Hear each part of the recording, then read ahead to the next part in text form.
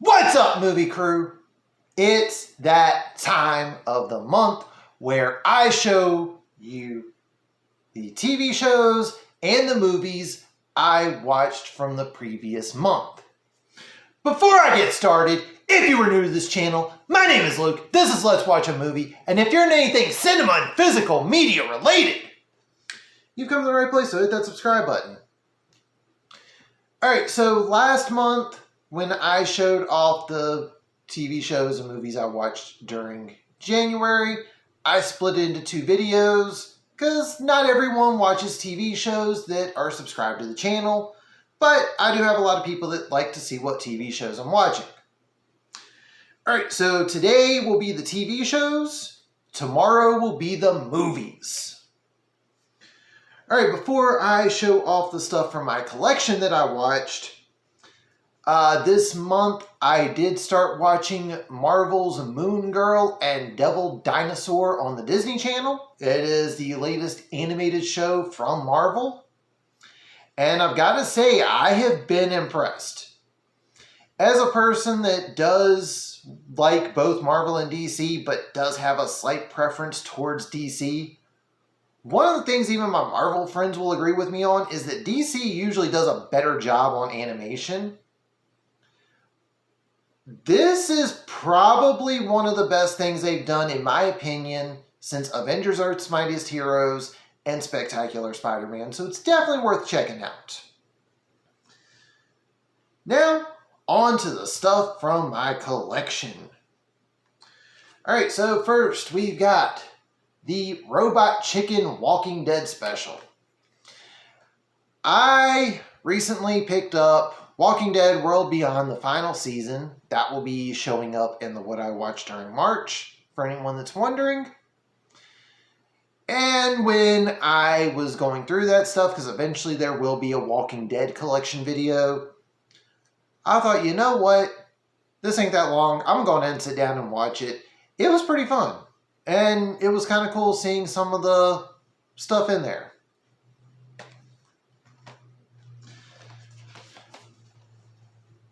The complete first season of Super Friends. Alright, I want to start off by saying that I grew up in the era of the DCAU. Batman the Animated Series, Superman the Animated Series, Batman Beyond, Static Shock, Justice League Unlimited. So watching this was a little weird for me. I will probably continue watching it, but I've got to say, as an animated show, it feels like a ripoff of Scooby-Doo. And growing up in an era where the Justice League aren't necessarily friends, but you know they've got each other's backs. They're more work buddies than anything else. And this showing like everyone's all peachy and they're all happy with one another all the time. I am going to have one hell of a time getting through the other 8 seasons. Luckily, after season 3, all of them are 1 disc and 2 disc sets, where this one's 4 across 2 sets.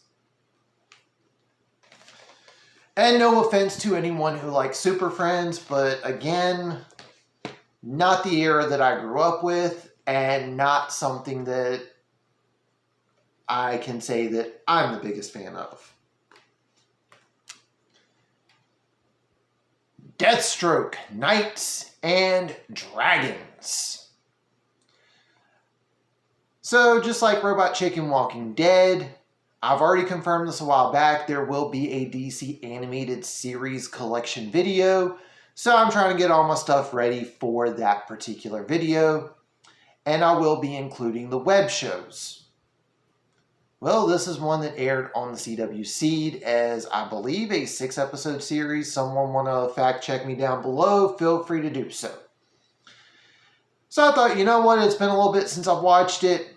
Why not? I really wish that they would have connected this to the DCAU or the DCAMU like they did with Constantine, City of Demons, or had it connected to the Arrowverse like they did with Vixen and have Manu Bennett in there. That's nothing against Michael Chiklis. He did a good job given what he had. But I feel like this would have been a much better movie had it been connected to one of those two, just like the aforementioned ones. Overall, it's not bad, but it's nothing you really need to go out of your way to get. I do believe this has been in some Dollar Tree pulls recently, so to anyone that wants to check your local Dollar Tree to see if it's there, definitely recommend checking it out.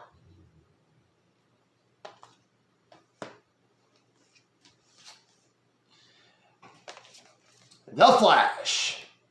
I got season 1 and season 8 in my hands because those are the main 2 seasons I really needed to watch. Season 1 is one of the best seasons in the Arrowverse. You got Barry coming to terms with his powers. You got him building relationships with the people at Star Labs. You get to see why he's crushing on Iris and feels the way he feels, but you also get the Reverse Flash's story. There are episodes that are dedicated to how Eobard Thawne became the Reverse Flash. This season is one of the best superhero TV seasons out there. Me personally, I would say Flash Season 1, Arrow Season 2, Daredevil Season 1 are the upper echelon S tier of a lot of the comic book shows we were getting up until the last few years. Since then, we've got The Boys, we got Peacemaker, we got Sandman. But when all of this was first starting, this is a must-watch if you are a comic book fan. Even if you prefer Marvel to DC, I recommend watching at least Season 1 because there's stuff in here I think you will like. And the season finale features Tom Cavanaugh pretty much putting on a clinic, and he is in a box the entire time. Unfortunately, season 8, over the years, The Flash did get a decline in quality for many different reasons. And I get that this was also shot when they were still dealing with rules regarding the events of 2020. So it's kind of obvious in some of the scenes that when they're panning back and forth between two characters talking, that they are not there at the same time. It did help me with the refresher because one of the reasons I was going back to watch this is because during the month of February, the CW started airing season 9 of The Flash, which has been confirmed to be the final season. So far, we're either 3 or 4 episodes in. I'm not mad at it, but I do think that it could have been a little bit better with some of the stuff we're getting.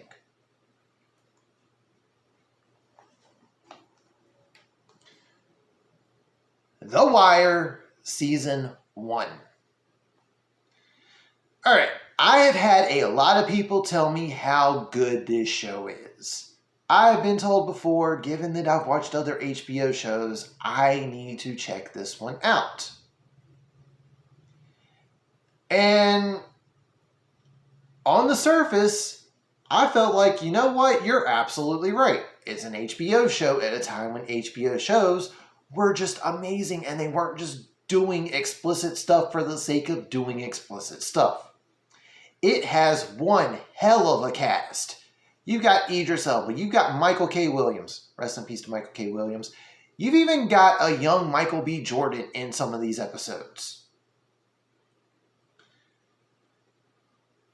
If you've seen some of the other hauls before, I like some of the crime movies that take place. Like, I've got Deep Cover.